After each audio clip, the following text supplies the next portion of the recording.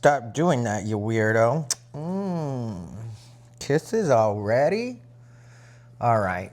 Well, you guys like to see baby girl, aka Belle Belle, at least every episode. So let's get unbothered. Everything bothers him. He's unbothered. He calls it unbothered, but that's what's cute because everything bothers him. He's bothered. I'm a botherina. What's up, everybody, and welcome to yet another episode of Unbothered by Ty Rivera. That's right, it's Unbothered by Ty Rivera. I'm the host of... Why did I mess up already? I'm your host, Ty Rivera, the absolute best LGBTQ comedian in the world. Coming to you live and in color from the puppy pad. That's what I've decided to call my place, is the puppy pad, and it's very appropriate.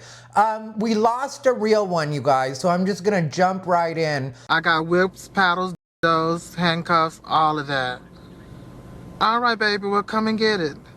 Bye-bye. Oh, duty calls. Because there's kind of a lot that I want to talk about that doesn't have anything to do with maybe trans in the traditional way that I talk about it, because there's a lot going on with the trans community, you know, and I've been very, very open about the fact that I do not agree with the modern trans movement. But as far as original trans people, actual trans people, I've always been very honest about having been friends with trans people my entire adult life.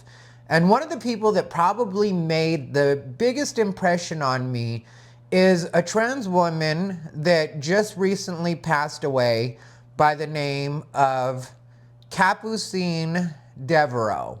That's what her name was. I knew her by the name of Caprice. I won't give her last name only because I don't really know how, I don't really know if there could be any like kind of backlash for her family in any way, or, you know, because I guess it's best if I don't give the last name, especially because their family could be at the very least frowned upon it. My father wasn't too understanding. He threatened to kill me because I have the same name as he does, and he said I was disgracing his name and disgracing the family. Did that hurt you any when your father rejected you? Oh, of course. My father put me out because he didn't understand. But my mother and my sisters have always been very supportive of me.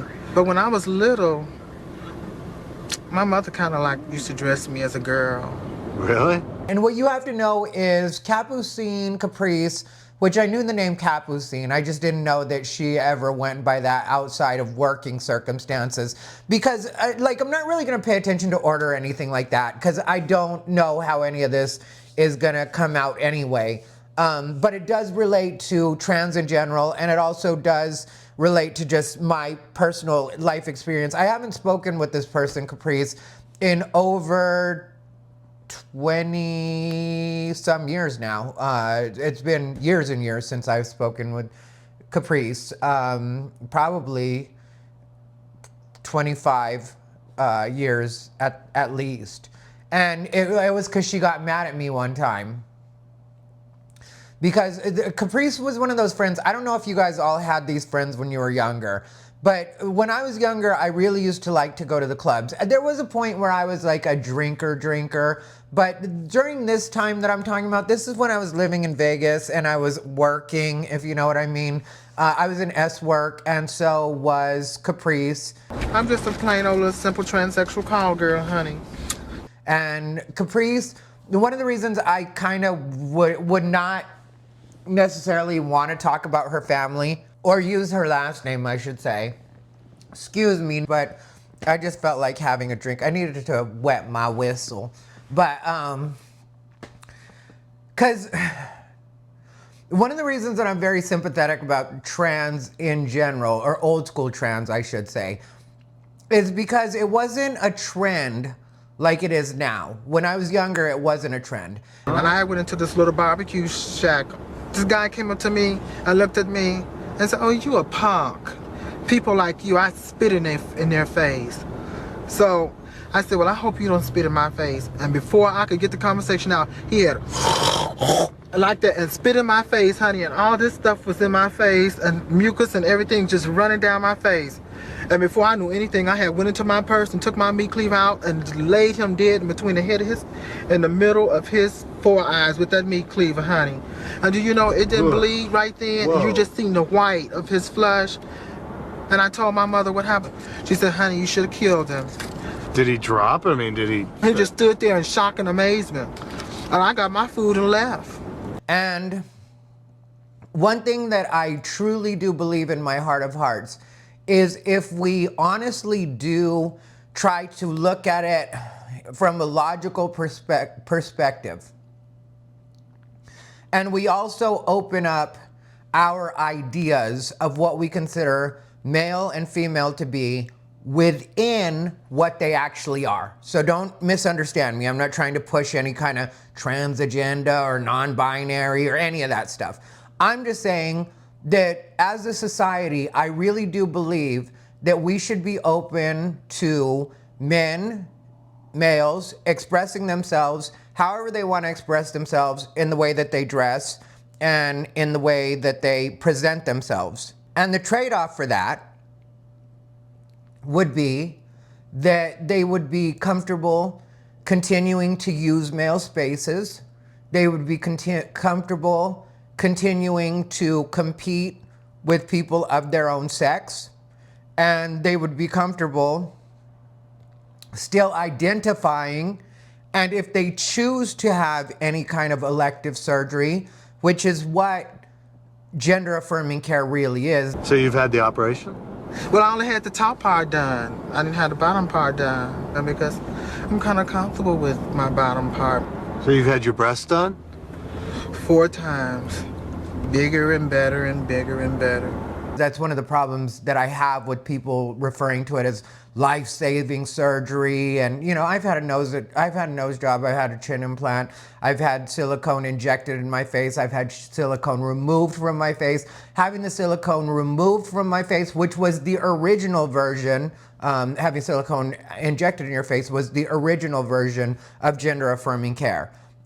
Which I'll go into in another video. I don't want to get too much into that. But what I'm trying to say is, the only part of that that wasn't elective was when I had to have the silicone taken out of my face because the blood flow wasn't getting to the surface of the skin, and there was a chance that stuff was going to start dying off. Like I've talked about it before, like there's this brown spot right over here that I don't know if you can see in the sliding, and then there's a divot on this side, but that's from where they had to scrape out the silicone.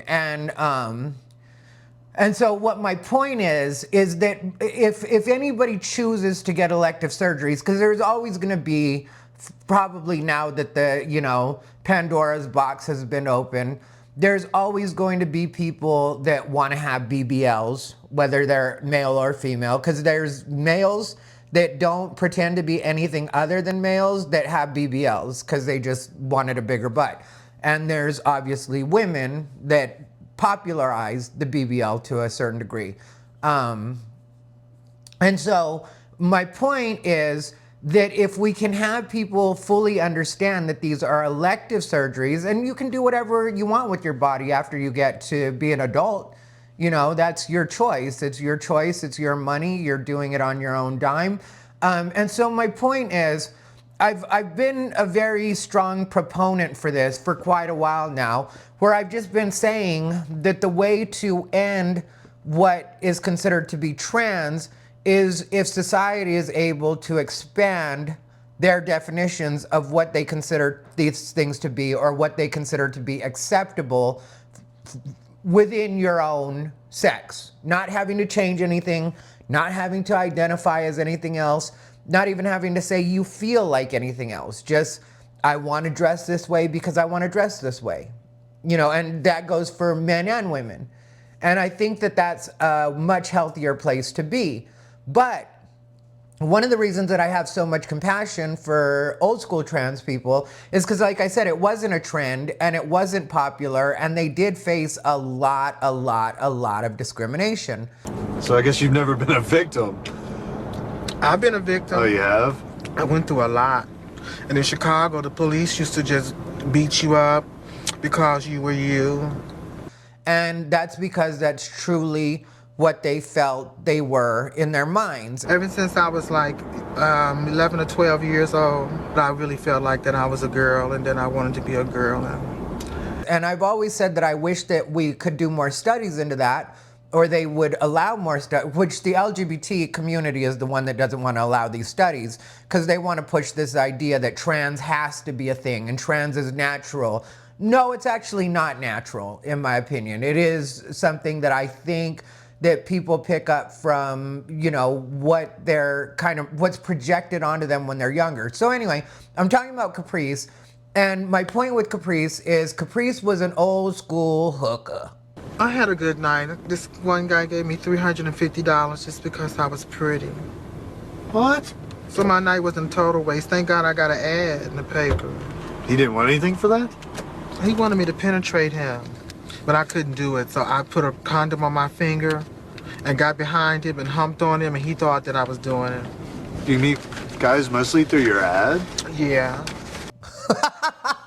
And I say it that way because that's the way we used to joke with each other. Like me and all the girls, because I hung out with all the trans women that were working girls, and I was a working boy.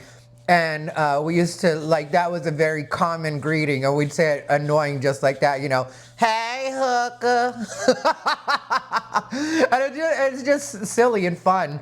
And also a way of owning that, because I didn't really have to deal with a lot of the heat that a lot of them dealt with, because like it was assumed, especially living in Vegas, which is where I hung out with the trans working girls. I had hung out with trans girls here in Phoenix before that, and they would occasionally do things on the streets, you know, something strange for some change, as somebody would say, a dollar to make you holla, that kind of mentality.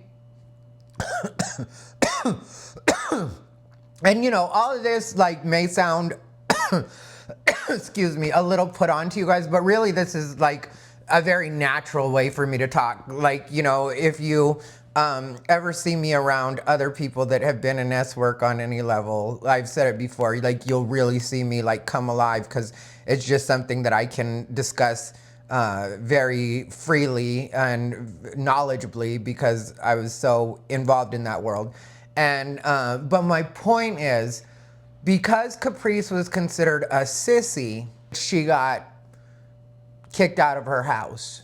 And then she was a he fully, you know. I mean, like, I know you'll always stay a he or a male. I'm not trying to push that. Just understand that there's a way I'm used to talking, because I've hung out with so many trans people, and also because in the gay world, we don't even worry about pronouns. You know, my best friends are two males, and we always refer to each other as she and her, just to be obnoxious and silly.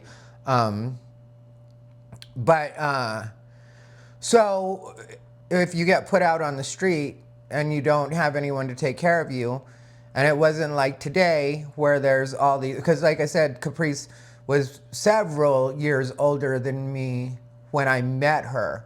I want to say Caprice was probably near 50 when I met her. And like I said, that has been 20 some years ago. And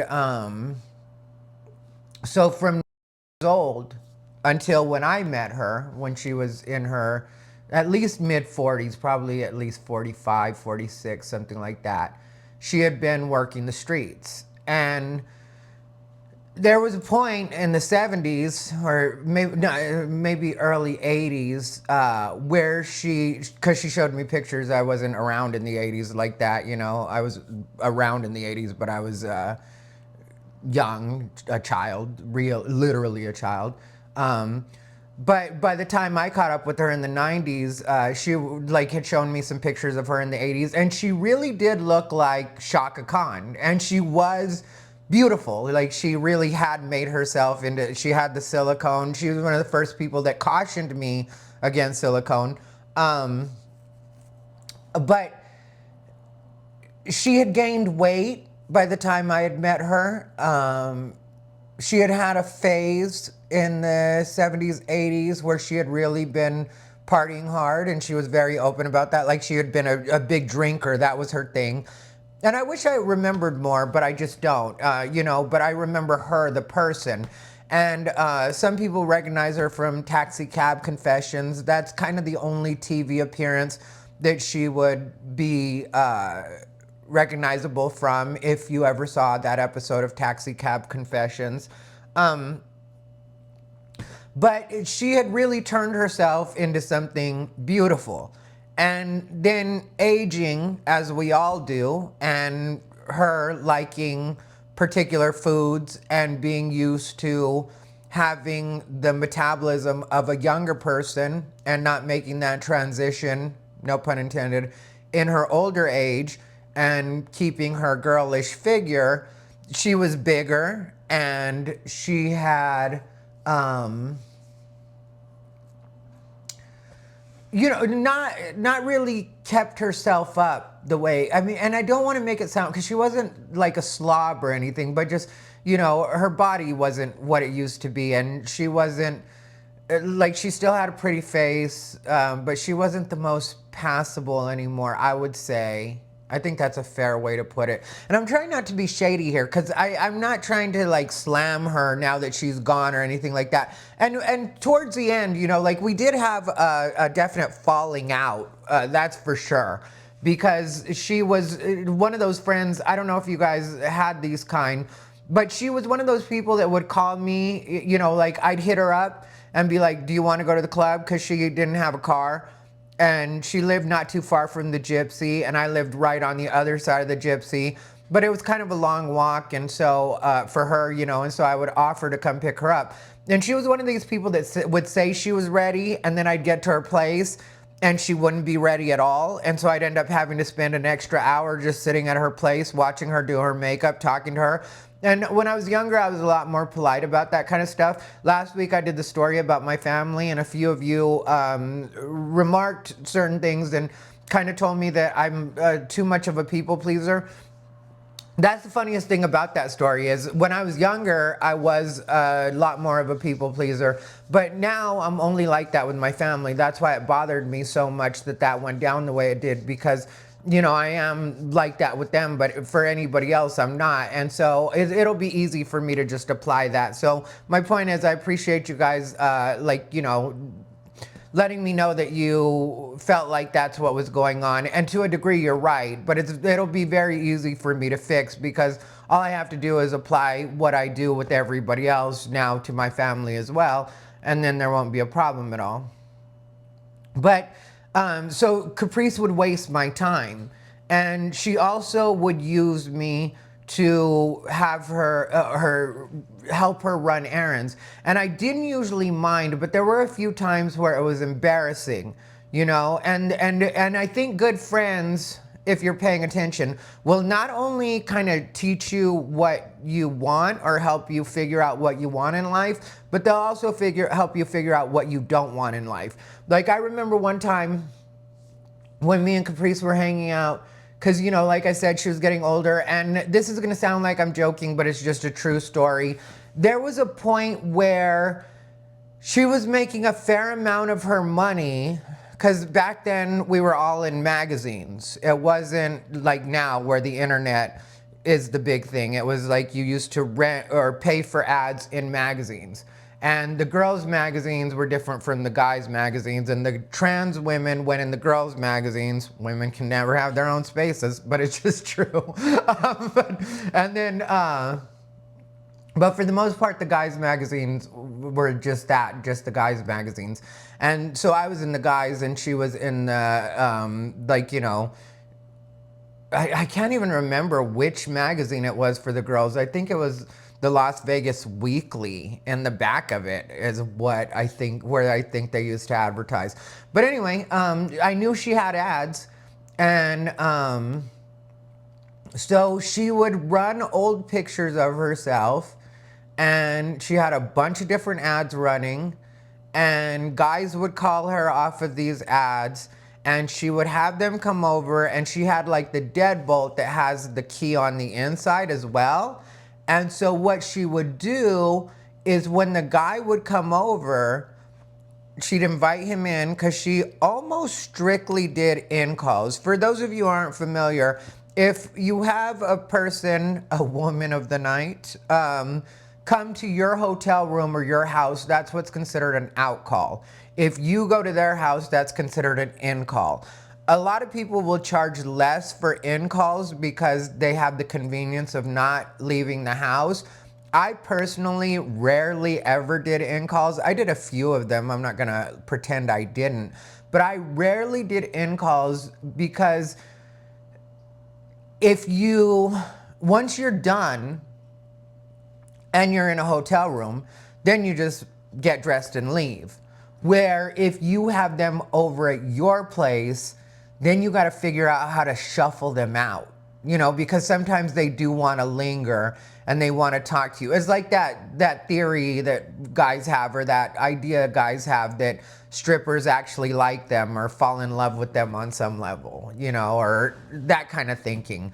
And so they'll try to treat you like, now, so what are we gonna do next kind of mentality. They don't say that, but that's kind of the mentality. And you're like, you're gonna go and I'm gonna go do whatever I was gonna do next. Like, this is done, And so, but she did a lot of in-calls, and so almost exclusively, but there were a few times I remember her actually hitting the streets. But, and when she was younger, she used to hit the streets almost exclusively. But what she would do was once they'd come over to her place, she'd lock them in her place. And this is no exaggeration. And then they'd, say that they weren't interested because, obviously, if you open the door and you're like wearing a fluffy robe, because that's one of her tricks, is she would wear like a fluffy robe. And maybe through the fluffy robe, you could see somewhat that, there was a little bit of size under there. But once they take the robe off, then you might get like, okay, this is not exactly what I was looking for. And so a fair amount of her money at the time I knew her was being made off of cancellation fees, because that's why she would lock them in, because then she would tell them, well, there is a $50 cancellation fee upon exit, which she pronounced just like that, exit, with a C or a K. I'm not sure how you pronounce exit. I usually just pronounce it exit and know how to spell it. But apparently Caprice never got that. And that's what happens when you get turned out when you're 9 years old. It's a terrible way to put it. But this is a reality of what life was for a lot of LGBT people when I was younger. And we weren't known as LGBT. They were trans and we were gay. But, that's what it was. It's what became the LGBT community. So it's got to be somewhat hard to make your money that way, especially when you were in your heyday, one of the hot girls. And she was also known for being crazy, because you had to be, because, she was working the streets of Chicago. And there's a line that she said when she was on Taxi Cab Confessions, where she was like, I had to cut, slice, and stab my way out of Chicago, honey. I had to literally cut my way through Chicago. Cut, slice, stab. Right. To keep people off of you, because, if you're feminine, people will try to take advantage of you because they think that you're weak. You had to defend yourself. And I did. I taught a lot of people a lesson, honey. Which my sister met her once, my little sister, when she came to visit me. And I wouldn't consider that to be necessarily bad judgment. It was just showing my sister what my life was actually like at that time.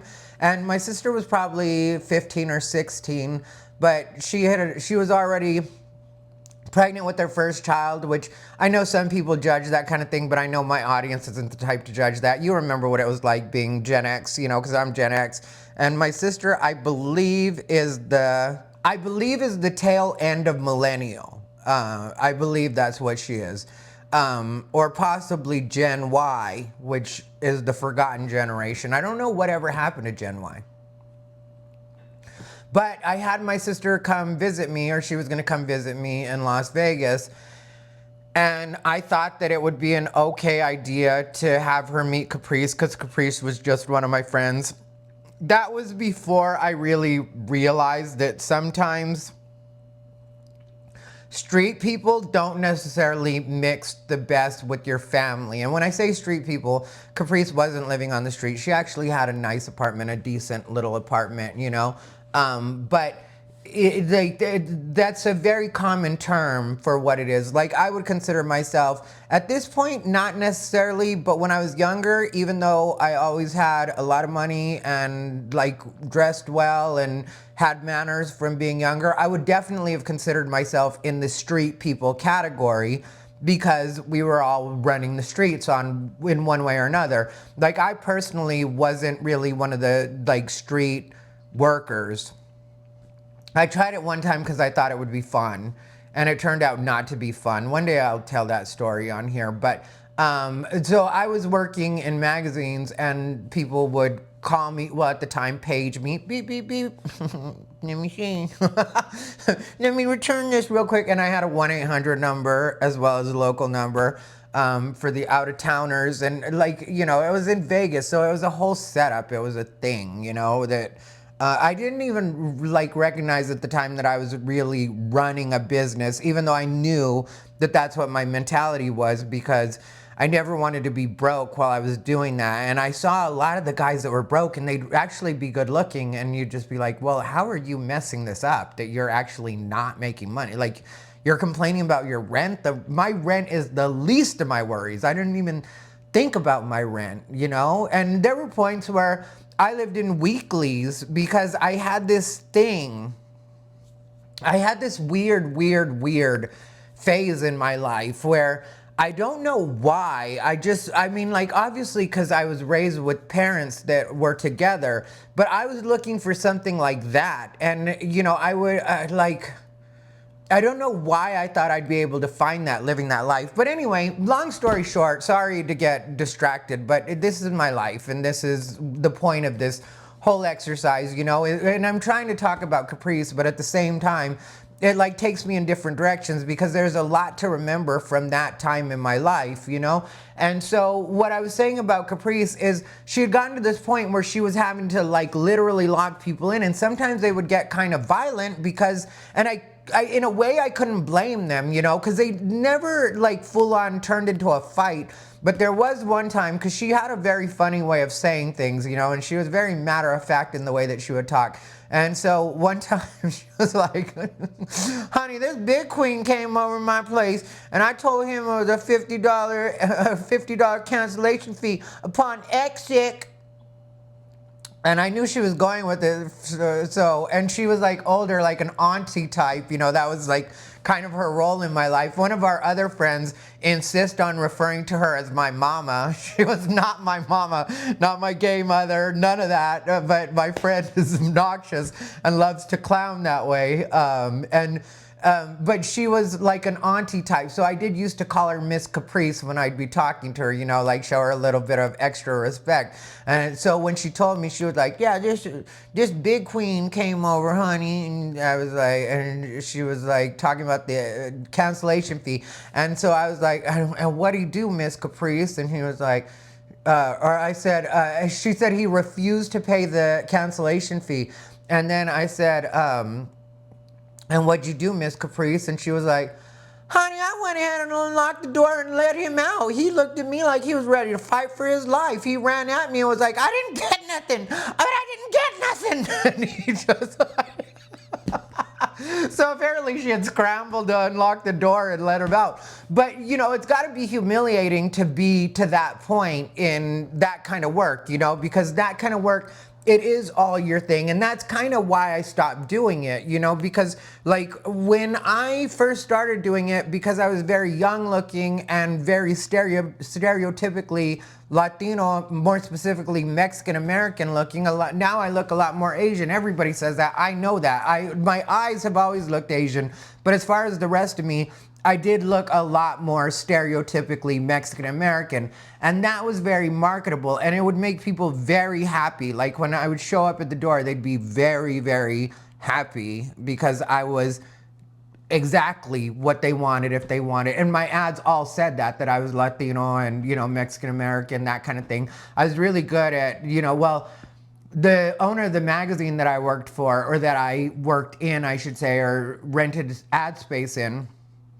he was really, he liked me a lot. He had a crush on me, like from when I first walked in the office. So not only did he tell me the best places to put my ads, he also helped me with the wording on my ads, like, which I already had pretty good wording when I came in, because, you come in with what you want to say ready, and then he just tweaked it just a little bit.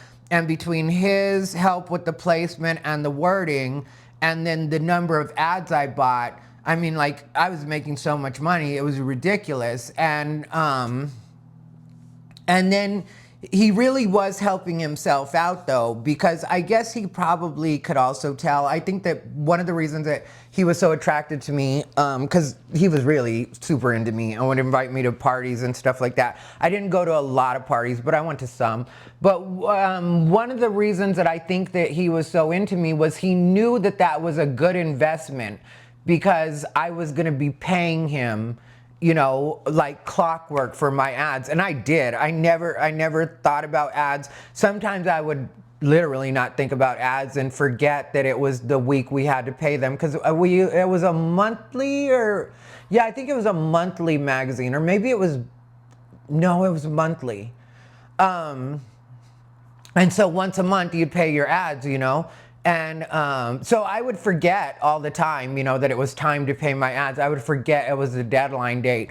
But because he knew I was good for it, I would call in a panic, because I always felt bad about forgetting, but it happened a lot. And I would call in a panic, and Paul was the guy that ran the office. Jim was the owner of the magazine. The name of the magazine was The Night Beat, and it was in Las Vegas. And so I would just call and be like, hey, Paul, I'm sorry, I missed the deadline. And they'd always be the same with me. It'd always be like, we got you. Don't worry about it. Just come in and pay on Monday, or when you get a chance, stop by. And then I'd end up stopping by, either later that day or whatever the following business day was. And so we had a really good relationship. But my point is, that's one of the reasons that I stopped working eventually, is because I was so used to people being so dazzled by me. No, not exaggerating at all. It was like they were dazzled, and I was so used to that. And then when I got the injections, like the silicone injections, there was a point which, when I first because I got injected with silicone just in my face in general, like my cheeks and my chin at first, and that wasn't really that big of a deal. But then when I added the lips to it, which, since I've had my lips reduced and I've had my silicone taken in, so you don't even see the full effect of the way the silicone made me look at that point. But it was just a little too dramatic and a little too much, and it wasn't the same effect that I would have on them at the door. I wasn't getting turned away. I was still working, and technically when I decided I was going to quit, I made more money than I had ever made. And that was just because I think I was trying to prove to myself that I was still worth it and people still liked me like that. And so I actually applied myself, where when, everybody was dazzled, I was very lazy about it and would do the absolute minimum, which I don't regret, because I didn't at all abuse my body the way some people did. Because a lot of people abuse their bodies, but then there's also people that's what they want from them. Is for them to be extreme and them to do a lot of things. I had a very innocent look. Like I said, I was very young. And so people didn't really I think it actually would have hurt my money if I had been too forward or too into what was going on, because what people wanted from me was the idea that they were getting something that was innocent, that's what people kind of came to me for, which the dynamics of all that, it occurred to me at the time, but not to the degree that they occurred to me after I stopped doing it. So anyway, my point is, when you go from being what people really want and the fantasy, which I'm sure was what Caprice was dealing with in the 70s and 80s, because like I said, she looked like Shaka Khan and she was a trans woman, and you wouldn't have guessed at that time that she was a trans woman from her pictures and stuff. You really would just be like, oh, okay, this is a really pretty woman. And so now she's like older and like looks harder, and not to be mean, but more masculine, and she doesn't have her shape the way she used to. And so, so it really, like, you know, I'm sure that had to hurt. And keep in mind that she was going through this for several years now. And so I asked her one time, and I was like, "What, Miss Caprice, what are you gonna do next?" And I wasn't at all trying to clown or whatever, but to me, it looked like it's the end of the road for being a working girl. You know, that's what it looked like to me. I mean, you're having to lock people in and charge them an exit fee to leave. So that is not an ideal space for a person like that to be in. And when I asked her, she just looked at me and she's like, "Honey, I've been a whore all my life. What do you think I'm gonna do?" And that's why I say, like, I really realized, and that was before I had had anything done to me or silicone or anything like that. But even in that moment, I realized I need an exit plan. This can't be, I don't want to be Miss Caprice, you know, which, of course, in a manner of speaking, because I wasn't obviously going to become a trans woman, but I knew that I didn't want to find myself one day close to 50 and stuck doing that kind of work. And so in that way, I'm thankful that I had the silicone injected, and that kind of gave me my out.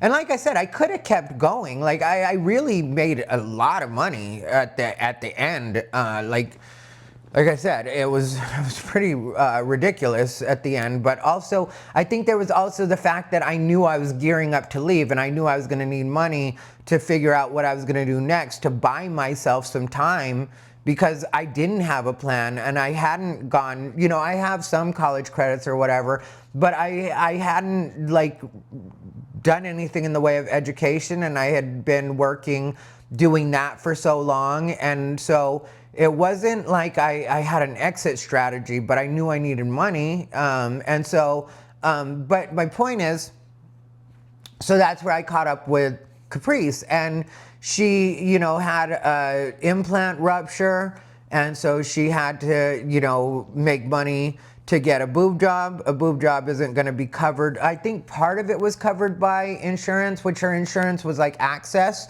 But I think part of it was covered because since the silicone was leaking, or as she screamed in my face one time, "Seeps! Seeps! It seeps!" She said, my sister was there, and I was just like, "All right, seeps, Caprice. I got it, seeps." But the silicone was leaking, and so I think because of that, and that's a painful process too, because they have to scrape it out.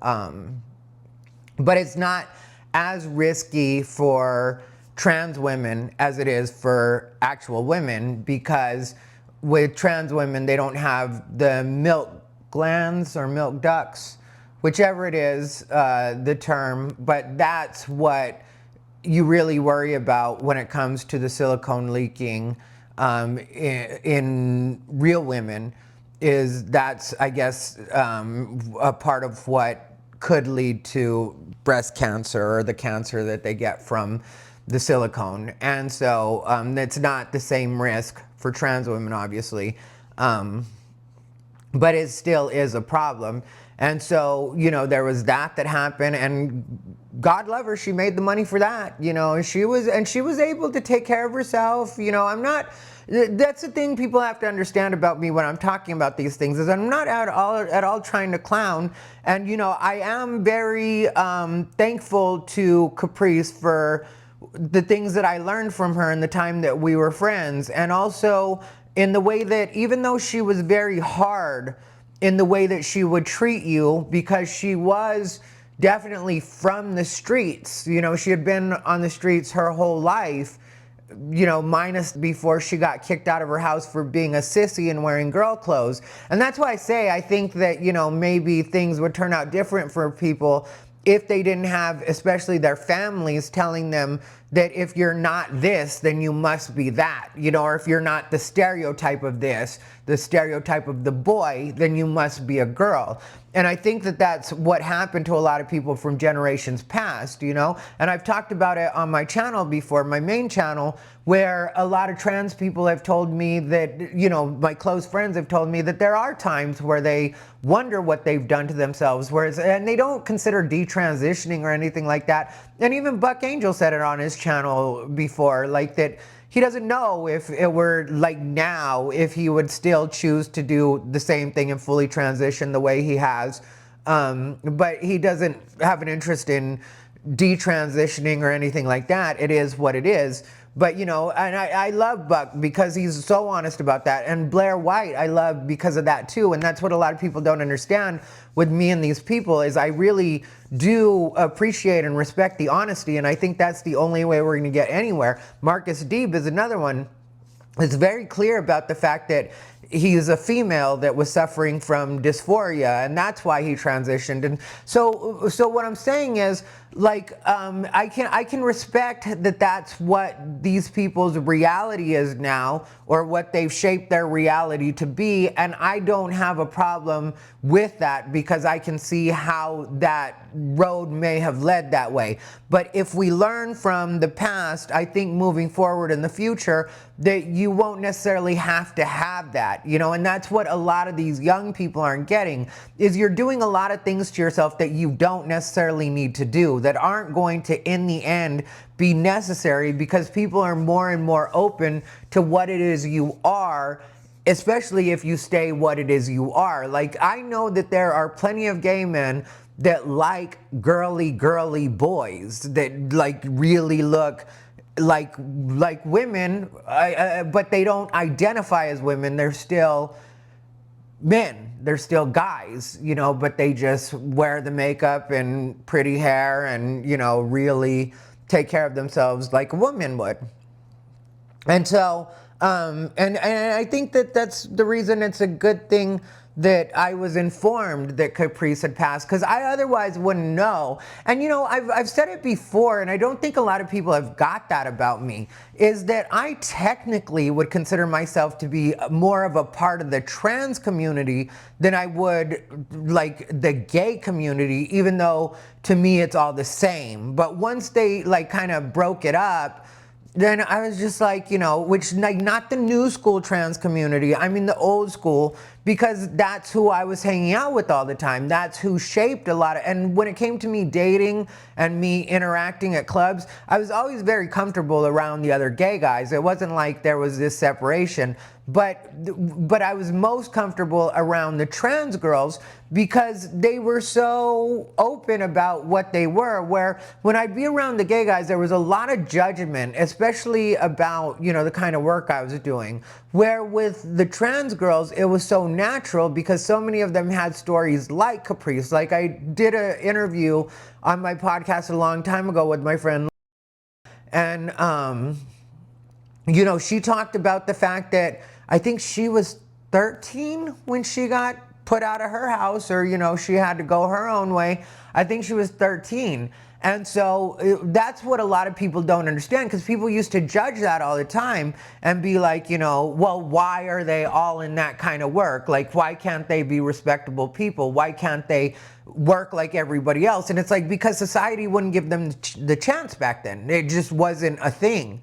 You weren't truly considered a deviant, no matter how sweet you were, no matter how pretty you were, no matter how nice you were, no matter how well educated you were. Because you have to remember that there were some people that had transitioned later in their life, you know, like maybe in their 20s or their late teens, and, you know, like 18, 19, that kind of thing.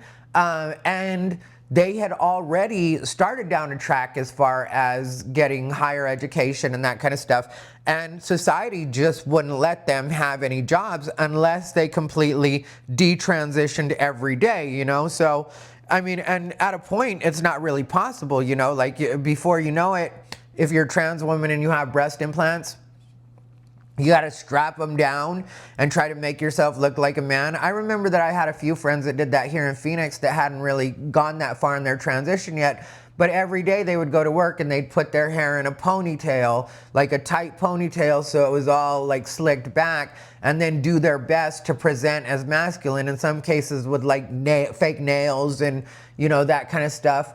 And so, you know, all this stuff just makes me think about that, though. Like, you know, like the way things could be different if society will open itself up. And that's why I do get angry sometimes when people like push that, like, you know, because you'll see trans women or people that identify as trans women, you'll see them like being like, I have no problem going to the men's bathroom because I want women to be comfortable, and, you know, and then you'll see some women online still being like, well, you're a freak, and if you would stop dressing that way, maybe. And it's like, they're giving you what they want, what you want. They're staying out of your spaces. Why wouldn't you at least respect them enough to not say anything? I get it if you still don't agree with it, but I never understand that, to tell you the truth, because at that point you're arguing fashion choices, because they're not trying to be in your spaces, and they are acknowledging that you are a woman and they are not that. They use the term trans, but they know that they're not women, and they'll fully acknowledge that there is a difference between them and a woman. But then you'll still have some women, and it's a very small, but like with everything else, you know, it's a small but loud minority is what the problem is. In all instances, like even with the trans community, I truly do believe that the toxic trans that you're seeing online is just the loudest, the most vocal, but really I think they're in the minority even within the trans community. Because there are so many trans people that are just trying to fly under the radar and not try to be caught up in any of that. You know, they don't want to be in it.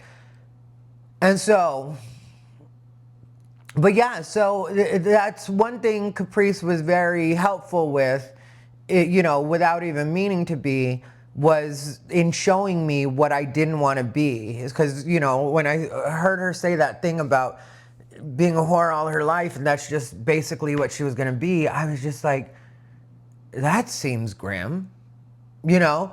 And then like she just wasn't able to even kind of transfer into regular life, you know? Like I mentioned, having my sister come out to visit me, and we hung out with Caprice for a day. And we went to this gay store in Vegas. It's not even there anymore, but there was a gay store in Vegas that was like, you know, groundbreaking, because it was like, you know, this gay men's store, and you could go in and buy cute clothes and all sorts of stuff like that, you know? But we went there, and keep in mind my sister's visiting. Keep in mind Caprice knew my sister's age. I just thought Caprice would behave like a civilized human being. And we go in the store, and me and my sister are walking around looking at things. Caprice separates from us, but Caprice is an adult. I didn't care if Caprice wanted to separate from us and walk around by herself. So there's a point where Caprice isn't in the store, because it wasn't a huge store. It wasn't tiny either, but it wasn't huge. And so there's a point where Caprice isn't around, but I'm really not sweating it. I don't really care. And then there's a point where the clerk at the store, because there's one guy working the store, and he starts looking at us and almost monitoring us. And even back then, I wasn't like silly enough to be like, you know, oh, this must be racism. They're looking at us because we were Mexican. Because that's not what my experience was. You know, maybe some people, that's their experience. My experience was not that, you know. And so I didn't think that. I just thought, this is weird. Like all of a sudden he's kind of on us, you know. And so we get through looking, because I didn't buy anything that day. Like their shit was hideous, to tell you the truth. It's like, you know, the old school gay clothes, like what came from gay brands, were terrible. And so So we leave, and when we leave, I remember getting in the car with my sister, and I had a cell phone. I already had a cell phone because, like, when I had my pager, I had a cell phone since I was super young. Like, I had maybe the second or third generation of actual, like, mass-produced cell phone after the brick. Like the Nokias, I had all of those. But anyway. So he comes out and he looks like he's checking for something. And we're in the car and I just look at my sister like, that kind of got weird, right? And she's like, yeah, that's something was going on.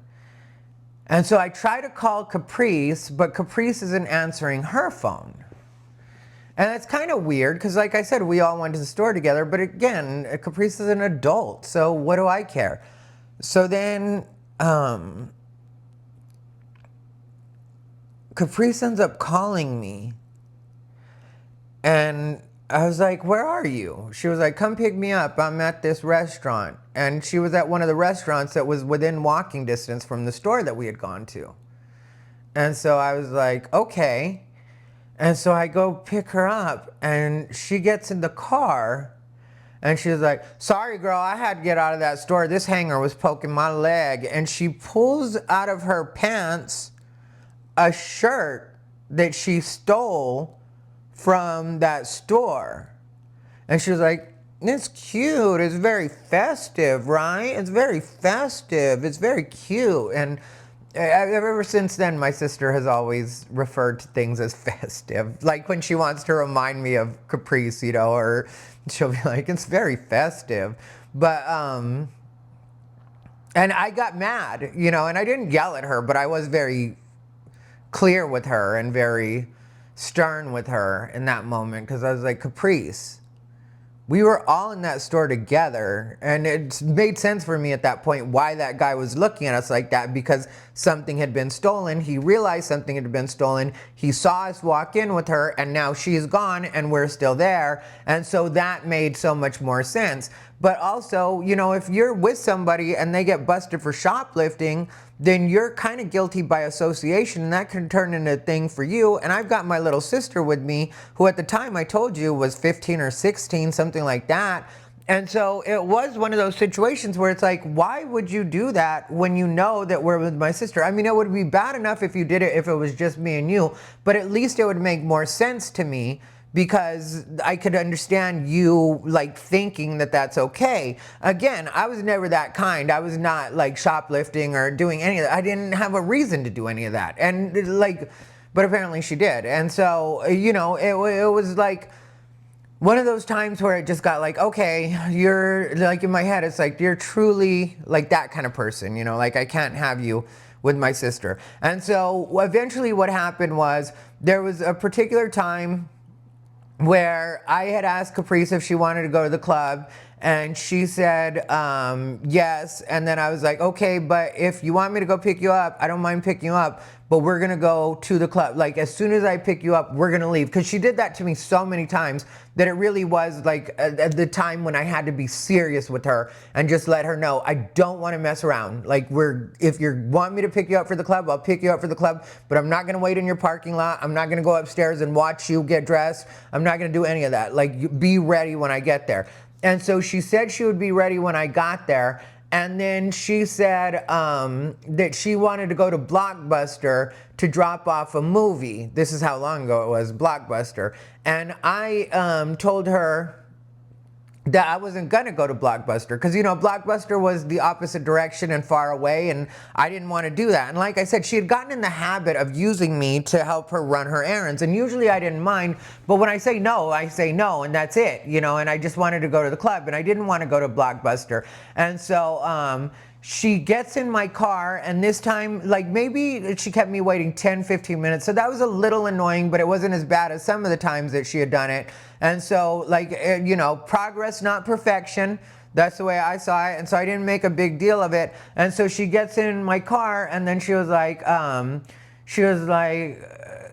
are we going? And I was like, to Gypsy. And then she was like, but I already told you I need to take this movie to Blockbuster. And I was like, and I already told you that I wasn't going to Blockbuster. Because, you know, we had been over this on the phone. And so she was like, I was like, so I'm going to go to Gypsy, which is where we're supposed to go. And she was like, you think you could drop me off the beach, which the beach was this club that's the opposite direction and not too far out of the way, but still out of the way. And that wasn't where I was going. And I was like, no, I'm not going to the beach. I'm going to Gypsy. And then she was like, I'll never forget it.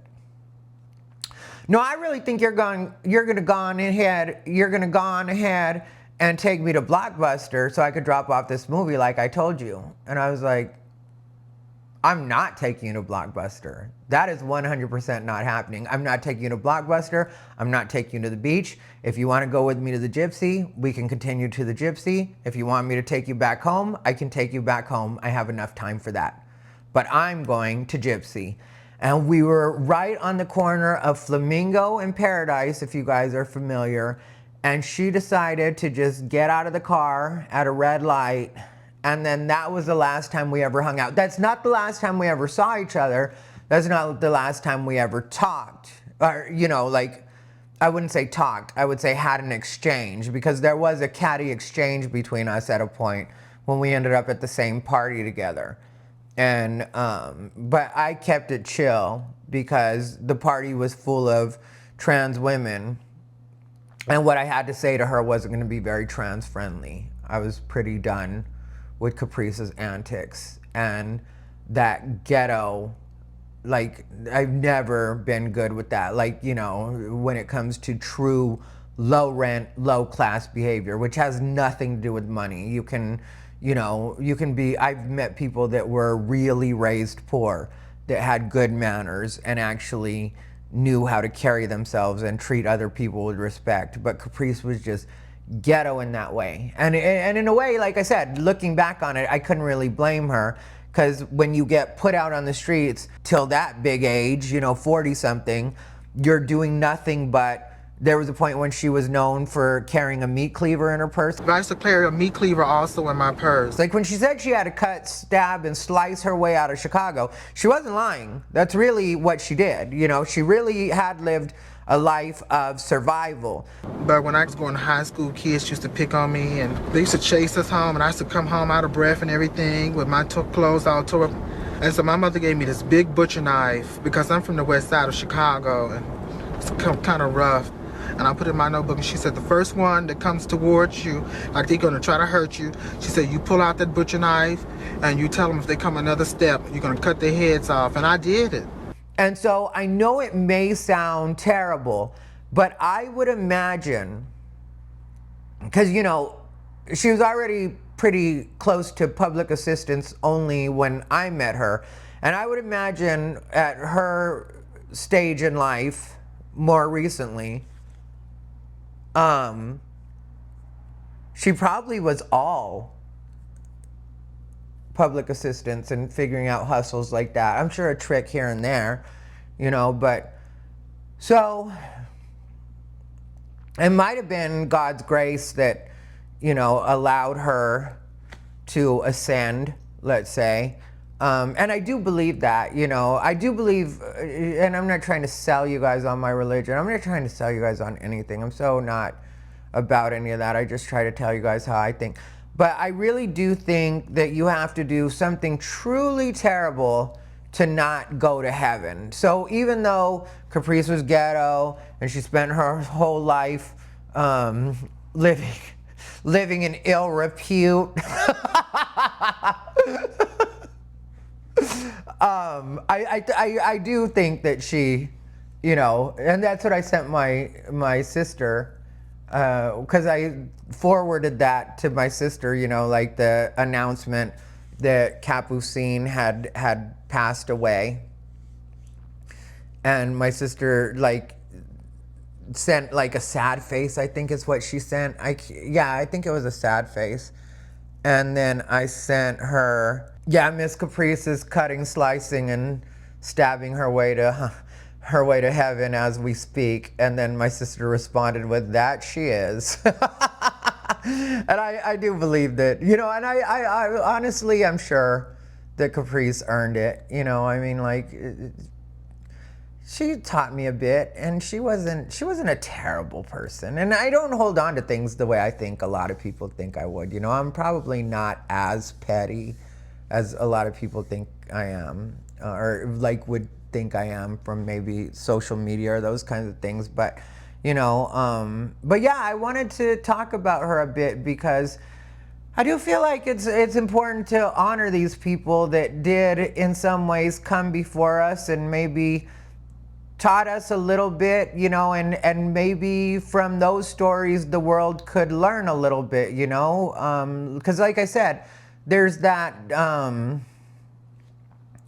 that belief I have that we can make it so nobody feels like they have to be trans. Nobody feels like that's their only option. And I think it could lead to more healthy and well-balanced, not only people, but a more healthy and well-balanced society, you know, if people weren't under this idea that they had to completely transform themselves in order to express themselves the way that they want to express themselves or in the way that they're most comfortable with.